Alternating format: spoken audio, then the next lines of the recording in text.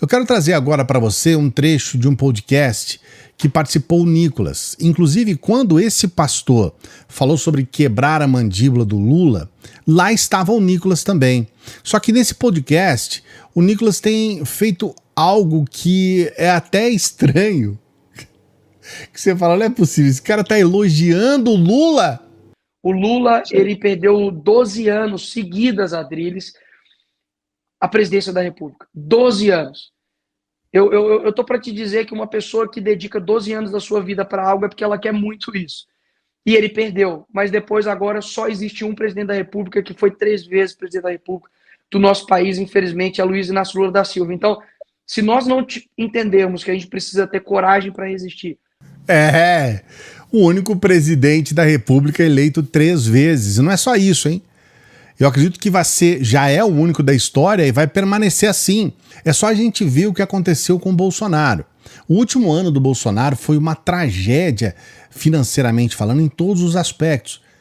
Ele se endividou com bilhões e bilhões. Ele jogou bilhões na mão de deputados para comprar deputados. Ele começou a fazer liberação de recursos de forma indiscriminada. Então, deu dinheiro para motorista de táxi, deu dinheiro para motorista de caminhão. E aí, no final das contas, ficou uma dívida de mais de 100 bilhões para o governo pagar. Inclusive agora existe essa coisa, né, extrema-direita, e esse rombo de 200 bilhões, sim, a metade foi calote do Bolsonaro, calote, porque ele simplesmente assumiu esses compromissos para se reeleger, nessa sanha maluca de se reeleger, acabou que ele não se reelegeu, não conseguiu ganhar as eleições, é um fracassado total, né, um perdedor, e mesmo assim deixou essa conta para o Brasil, não é para o Lula, tá? É para o Brasil. Então tá aí, né? Temos um presidente que é 3 vezes presidente e que provavelmente vai marcar a história para sempre. Mas houve um momento ali que o Nicolas, ele começou a meio que chorar mesmo ali. É uma luta muito difícil. Adriles, eles têm tudo. A gente não tem nada hoje. Se ele acha que a direita não tem nada hoje, imagina o que ele vai achar quando começarmos a caçar esses extremistas de direita que são criminosos. A gente viu aí, fizemos um vídeo aqui, aquela Carla Zambelli colocando ali, né, no celular dela, inclusive com provas, né, uma série de ataques, ela e um hacker fazendo ataques ao STF, ao Conselho Nacional de Justiça, uma coisa assim escabrosa. O que vai acontecer? O Nicolas é outro que ele precisa ser caçado. Esse pessoal todo, Nicolas, Geyer, Raspacu, esse pessoal que não sabe lidar com a democracia, eles não podem fazer parte da democracia. É simples. Esse pastor que eu vou colocar agora aqui para você, ele, na verdade, está sendo indiciado e tem que ser mesmo. Ele colocou uma palavra dura, isso aqui não é discurso de ódio apenas. Além de discurso de ódio, é discurso de morte, é incentivar a morte, ataques e tudo mais. E nós temos aqui, já mostramos aqui, pessoas que estavam se planejando para usar lá, pagar um sniper para matar o Lula. Isso é o fim. Se a gente chegar num ponto desse, é o fim. E agora, ao que parece, esse pastor se arrependeu. Olha a fala dele. Então, eu me arrependo porque também fui um dos responsáveis por essa bolsonarização quando me radicalizei em algumas posturas e falas. E automaticamente pessoas de esquerda que se identificavam comigo por causa dos projetos, por causa da aparência, por causa da coerência em confrontar os dois lados, mesmo tendo um lado, conseguia dialogar.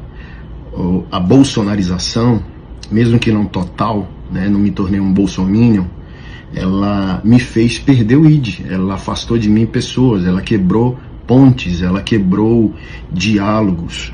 E a gente vê hoje parte da igreja evangélica numa idolatria a Bolsonaro. Aí vão dizer, não é idolatria, então você iria para a rua por Jesus, pela igreja, pela palavra. Quase, nesses 4 anos, quase eu não encontrei conservador fiel, conservador útil. É só você pegar a timeline das redes sociais de um político bolsonarista e você vai ver sua inutilidade. Ele só vive para combater a esquerda, mas ele não produz nada e às vezes ele não é o oposto do que critica e não é uma pessoa fiel. Se for cristão, não é um cristão fiel. Se for marido, às vezes não é um marido fiel. E quem está no meio político sabe do que eu estou falando. Então, eu estou arrependido diante de Jesus, diante da palavra, diante da igreja.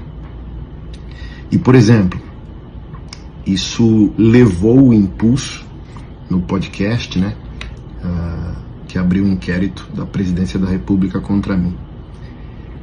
Até isso nos Estados Unidos eu ponderei, porque eu estava, não, é Salmos capítulo 3, que se dane, que se exploda. Eu citei um versículo que está na Bíblia, ok?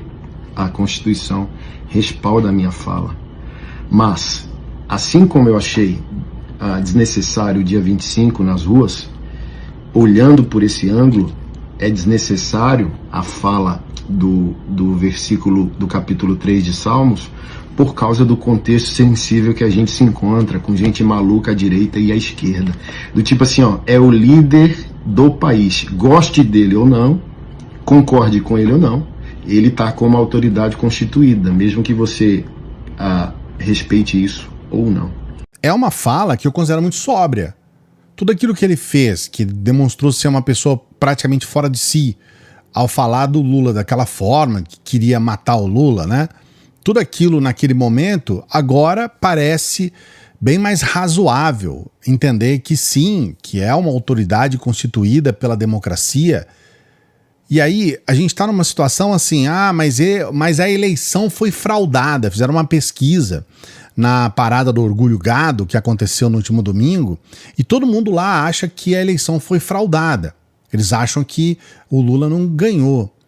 E aí, é exatamente nesse ponto em que a pessoa fala, se ele não ganhou, se a eleição foi fraudada, então a gente tem que fazer de tudo para prejudicar esse cara. A gente tem que fazer de tudo para que ele não continue lá. Então, existe um método. O método, em primeiro momento, é você deslegitimar. Então, do ponto de vista democrático, eles falam assim, não, mas eu não estou indo contra a democracia, porque esse sujeito não ganhou. Falam, mas se você está indo contra aquilo que faz parte substancial da democracia, que é o voto, então você está indo contra a democracia, porque você não tem nenhuma prova, não existe nada, absolutamente nada, nenhuma evidência, nenhuma prova concreta de que as urnas foram fraudadas. O que existe é esse pessoal repetindo o tempo todo, sem parar, de que houve algum problema, mas eles não provam, eles não mostram qual é o problema. E aí, se você não tem nenhuma evidência, fica muito difícil você ter alguma credibilidade. Porque essa mesma urna que eles falam que foi fraudada é a urna que colocou eles lá dentro.